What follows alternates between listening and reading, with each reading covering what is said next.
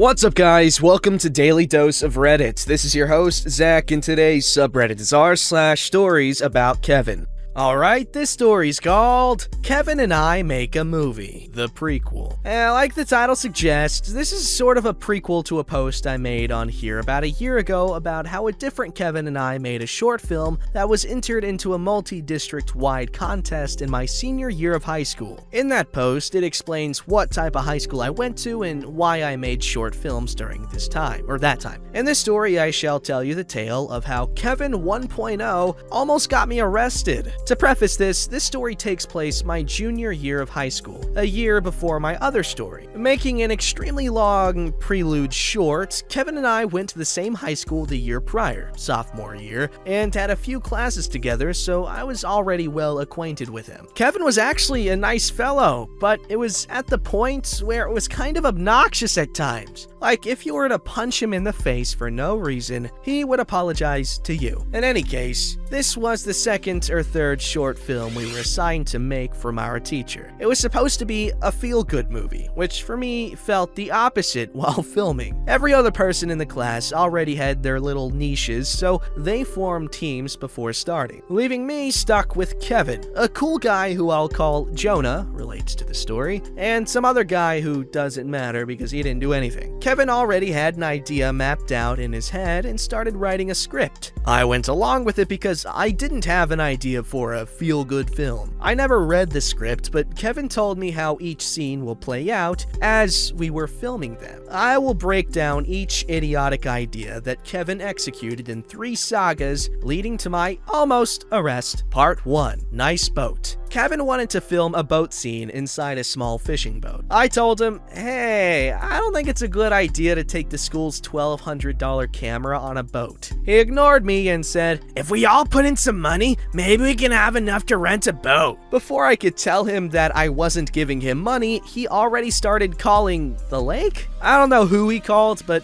I had to essentially tattletale on him to the teacher to get him to back down from the boat idea. Part 2. Would you like some popcorn? This scene, Kevin's dad drove us to my old, Kevin's current at the time, high school. It was during lunchtime and we filmed the scene in the cafeteria with dozens of people around. In the cafeteria, there was a random mom from the Parent-Teachers Association selling popcorn for $1. Kevin walked up to her and asked her to be an important character in our film. For some reason, she agreed and actually later showed up at random places around the city to film certain scenes. Cool mom. Part 3. The finale. For context, there's a small graveyard in front of our school that I now know belongs to a family unrelated to the school.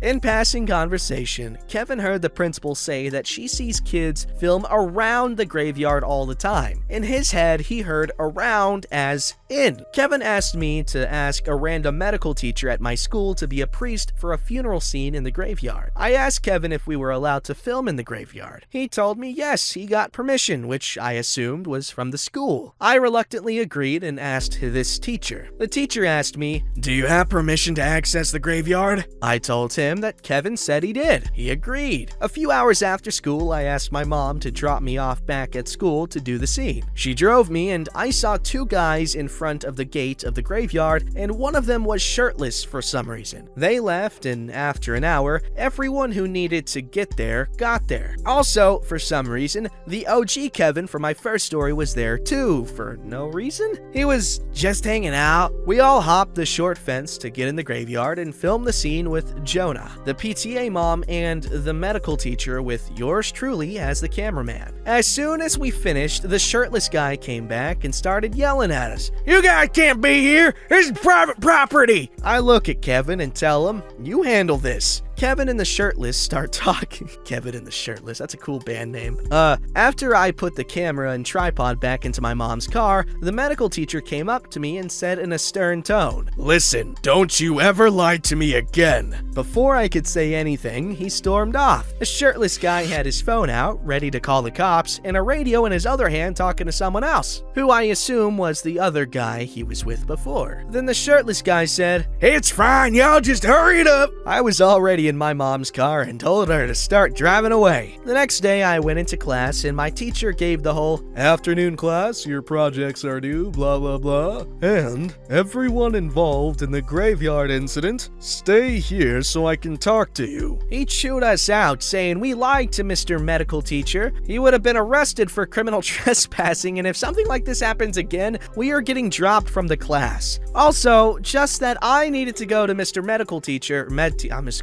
calling him Med Teacher, and apologize for lying. I immediately interrupted my teacher and told him that I never lied to anyone, and that Kevin is the one who lied and needed to apologize to him. He sent us both anyway. In front of Mr. Med Teacher and Kevin, I told him that the only thing I am apologizing for is not checking if the information I had was correct, and that Kevin was the one who lied to me, and thus you, about the graveyard. Kevin apologized for lying. The medical teacher was okay with me for the misunderstanding. I don't know what was the situation between him and Kevin. Walking out of class, I told Kevin to his face, "I am never working with you again, and you can finish your stupid movie yourself." That was it for me. I just messed around the computer lab and looked up on other teams' films while Kevin made his. He finished his film, and that was that. I worked with new people and life went on. I won't talk about what the film was about unless someone is interested in what happened in the short. It's pretty dumb if I remember right. Is the film online? Yes, it is, but A, I don't know if it goes against any rules here to share a link to it, and B, it's gonna be really hard for me to find. Unless you really want to see it, I'll try to find it.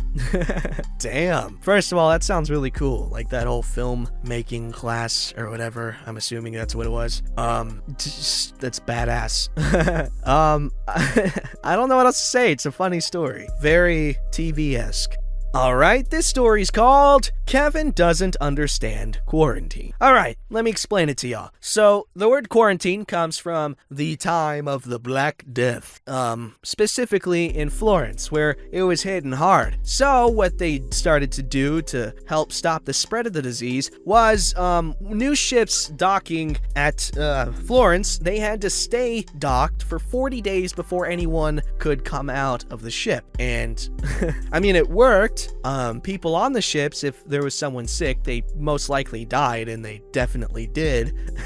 And also, like, they would just, like, board everyone's, like, every sick person, they would just, like, board them in their house, along with any healthy people in there, and they would most likely die too. But it definitely stopped the illness from spreading. Anyway, now that you guys understand quarantine, let's get it started. This happened very recently, and the story is still developing. I have a friend who always does things that make me question his intelligence, and I call him Dingus for it, but he usually has enough common sense to not be deemed a Kevin. But this, I'll let you guys make the judgment. This happened this past Saturday. Even during the pandemic, Kevin, myself, and a third friend, who I'll call Bud, hung out for a few hours each Saturday. Our routine is that we eat at a restaurant, then hang out at Bud's place to watch tokusatsu shows like Kamen Rider, I don't know. For those unfamiliar, tokusatsu is a genre with shows and films that Power Rangers and Godzilla are a part of. Fun fact, Power Rangers are very 100% based off of Japanese Spider-Man from the 70s. Alright? Watch that show and there's nothing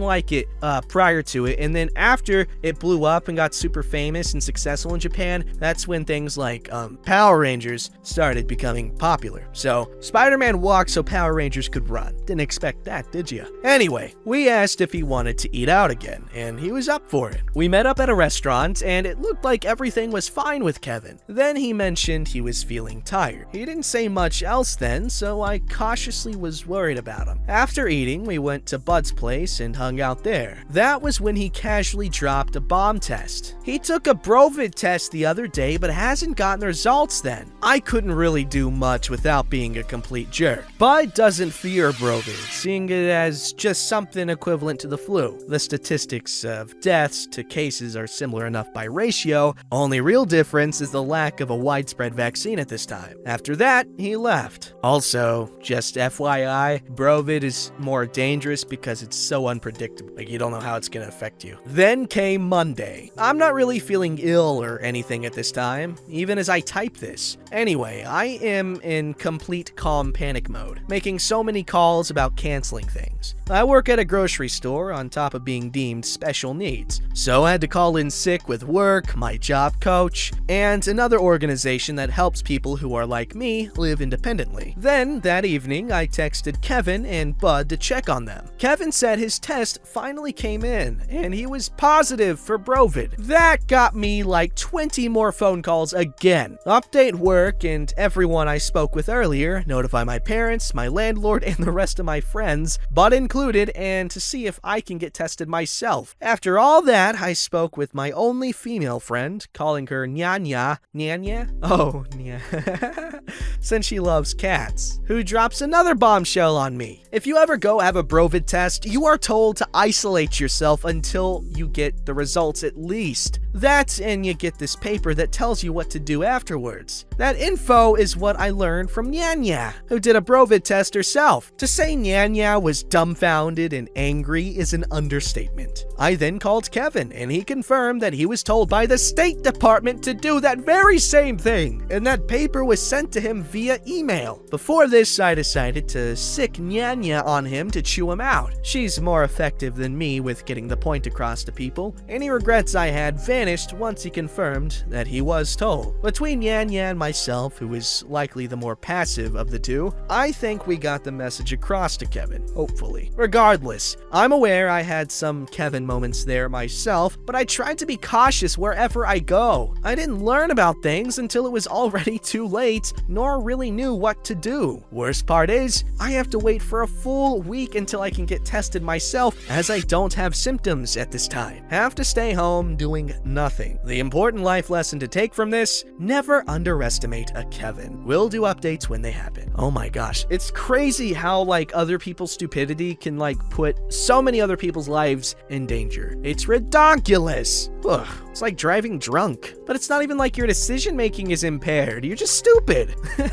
Alright, this story's called Caregiver Kevin. My partner has cerebral palsy. It's severe enough to where he cannot use his hands to do daily tasks, and as such, he relies on caregivers to help him eat and get dressed. Due to COVID-19, he lost 2 caregivers. Oh my god. Although thankfully not due to anyone, oh my god, getting sick, and has been relying heavily on one in particular. So he was trying to get at least one more on board, which didn't go very smoothly. Caregiver Kevin was a middle-aged guy who supposedly had experience in the type of caregiving my partner needs. Basically cooking, cleaning, feeding, and dressing. Evidently, he was lacking in 2 of these areas. These incidents took place on the same night and left my partner and I furious. My partner ordered Indian food. He's way into chicken tikka masala and coconut naan. Coconut naan is much different from regular naan. It's a dessert and basically tastes like a candy bar with bread instead of a chocolate coating. The texture is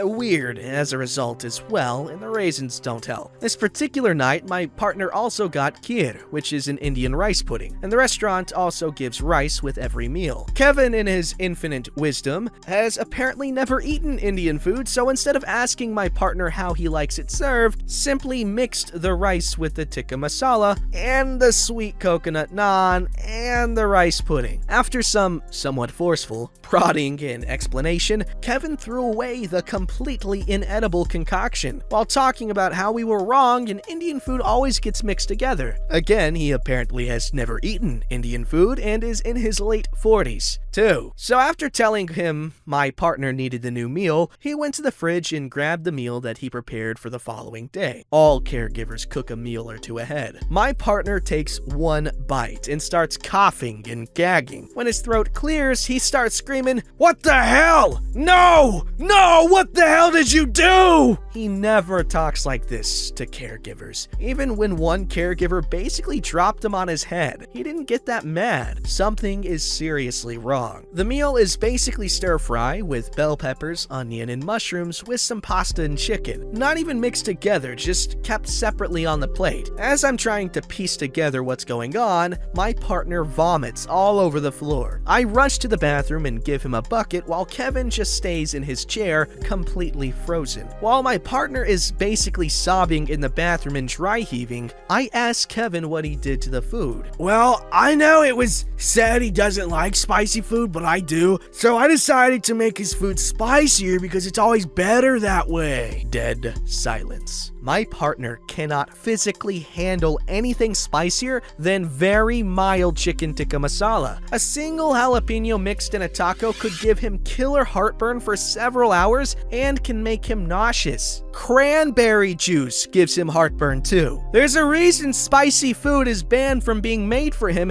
and why his meals tend to be a bit bland for some people's tastes. How spicy, Kevin? Well, since stir fry should be a bit spicy, I saw the 2 red peppers in the fridge, so I figured, what the heck? It's not like anyone can't handle a bit of heat. And I saw some hot sauce in the cabinet, so I figured it would go great with the pasta and the stir fry. I apparently turned so white that I looked just as sick as my partner. So you're telling me that for a single meal, you used 2 habanero peppers and a giant serving of ghost pepper sauce, both of which are labeled with my name on shelves labeled for my use only, and after being told quite clearly not to make anything spicy? Well, he ordered Indian food, so I figured it would be okay. It's not his fault for not wanting to mix the Indian food properly. Again, he apparently has never eaten Indian food. That sounds like a disaster. But honestly, I see Kevin's reasoning. Food should be spicy, and if you can't handle it, well, sucks. I'm joking, guys. I know someone's gonna freaking call for my head.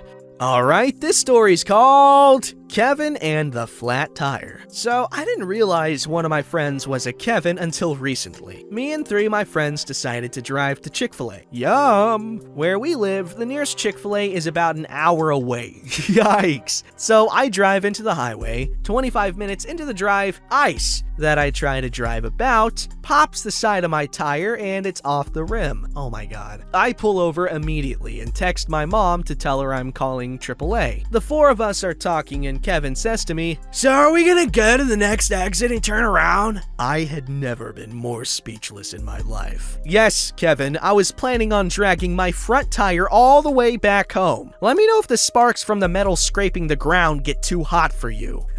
Damn. You know what? It's worth it though. Chick-fil-A, it's good. You know, you might not even want it and then you take a bite, then like you fulfill a desire you didn't even know you had. That's just how it works, man. Every single time, never fails. It scratches an itch you don't know you have. Unless you know you have the itch and then like it scratches it and it scratches it very well. I love Chick-fil-A in case you can't tell. Their spicy Chick-fil-A sandwich, man. I just can't. Nothing compares. I mean, Popeyes is good, but like it's a completely different sandwich. 2 different approaches. Chick-fil-A is simple enough to like not get sick of it, but Popeyes, you know, you get the spicy mayo on it, and the pickles are really good. But, you know, there's a little too much going on there for my taste. Chick-fil-A just does it perfect. Try it and true, baby.